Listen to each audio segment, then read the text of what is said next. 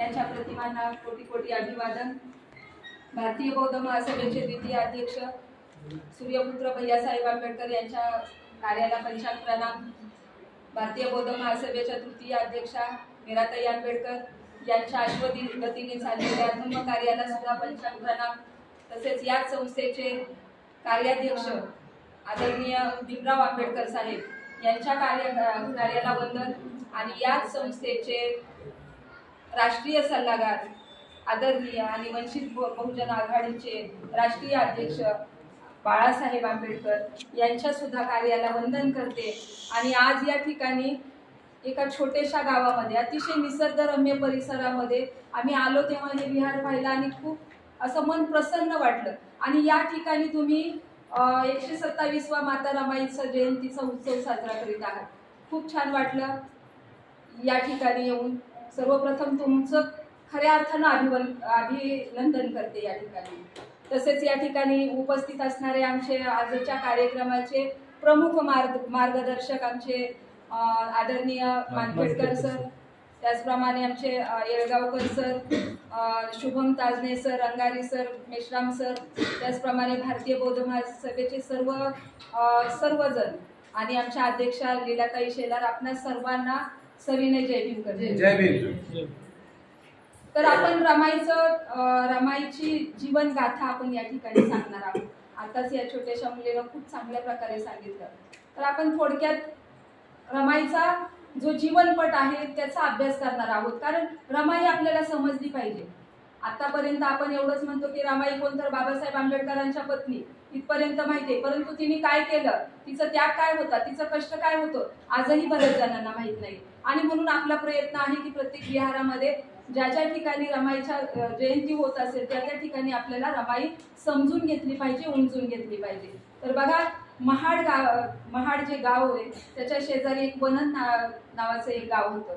पूर्वीच्या काळामध्ये गाव तिथं महारवाडा अशी एक म्हण होती। आणि त्याच पद्धतीनं वनन गावामध्ये सुद्धा एक महारवाडा होता। आणि त्या महारवाड्यामध्ये बऱ्याच आडनावाची लोक होती। कोण जाधव होते, कोण सोनुले होते, कोण कदम होते, बरेच काही आडनावाची घरं होती। आणि त्याच्यामध्ये भिकू धुत्रे नावाचं एक कुटुंब राहत होतं। आता भिकू धुत्रे कोण?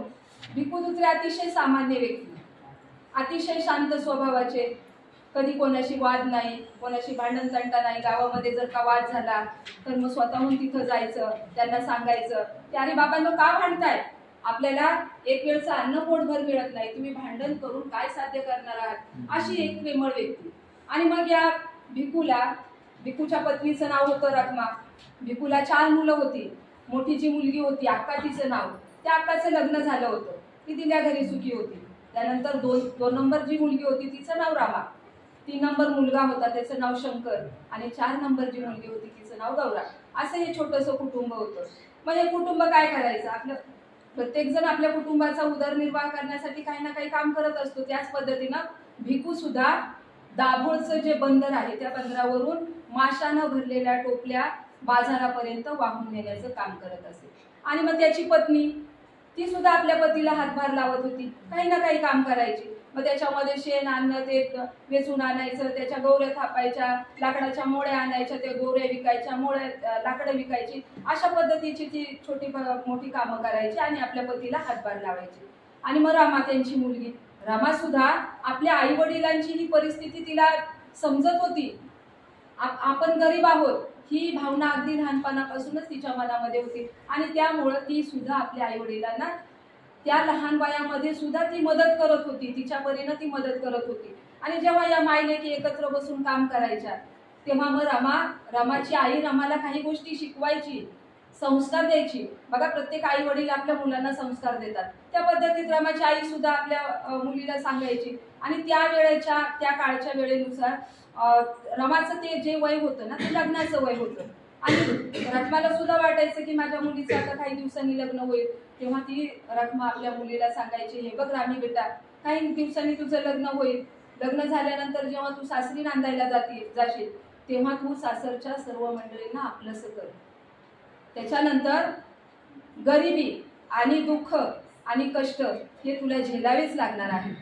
त्यामुळं कष्टाशिवाय मोल नाही आणि त्यागाशिवाय त्या कष्टाशिवाय फळ नाही आणि त्यागाशिवाय मोल नाही, अशा प्रकारची शिकवण ती रमाला त्या वेळेपासून द्यायची. रमाला याचा काहीही अर्थ कळत नव्हता, परंतु माझी आई मला काहीतरी चांगलं सांगते, माझी आई मला काहीतरी चांगला संस्कार देते असं समजून ती आईचे जे बोल होते, जे संस्कार होते, ती कुठंतरी ती हृदयामध्ये ठेवायची, आठवण डोक्यामध्ये ती ठेवत होती, साठवून ठेवत होती.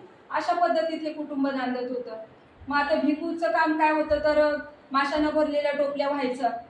एक दिवस असंच भिकूला असं मनात एक विचार आला की काही दिवसानंतर माझ्या मुलीचं मला लग्न करून द्यावं लागणार आहे. मग लग्न करून देताना तिच्यासोबत 4 लुगडी तरी मला पाठवणीच्या वेळेस तिच्यासोबत द्याव्या लागतील, असा तो विचार आला.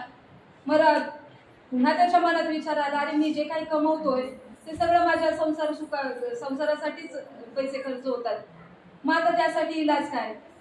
मग त्यानं असा विचार केला, मी ज्या माशानं भरलेल्या टोपल्या बाजारापर्यंत घेऊन जातोय त्या जर का मी जलद गतीनं नेण्याचं काम केलं तर माझ्या फेऱ्या वाढतील, आणि फेऱ्या वाढल्या तर त्याचा मोबदला मला जास्त मिळेल, आणि त्यातून काहीतरी थोडेफार पैसे साठवून मी माझ्या मुलीचं लग्न करू शकतो, असा तो विचार त्याने केला. आणि त्या दिवसापासून भिकू अक्षरशः माशाने भरलेल्या जड टोपल्या डोक्यावर घेऊन धावत होता. आणि एक दिवस घात झाला. भिकूला अगोदरच छातीचा आजार जडलेला होता, आणि एक दिवस भिकूला त्या जड टोपल्या नेल्यामुळे त्याला छातीमध्ये त्रास झाला आणि रक्ताच्या उलट्या झाल्या. ज्या दिवशी रक्ताच्या उलट्या झाल्या तेव्हा भिकू नेहमीपेक्षा जरा लवकर घरी आले. पत्नीने विचारलं, त्यांच्या चेहऱ्याकडे बघून तिला काहीतरी त्रास होतोय असं जाणवलं, आणि त्यामुळे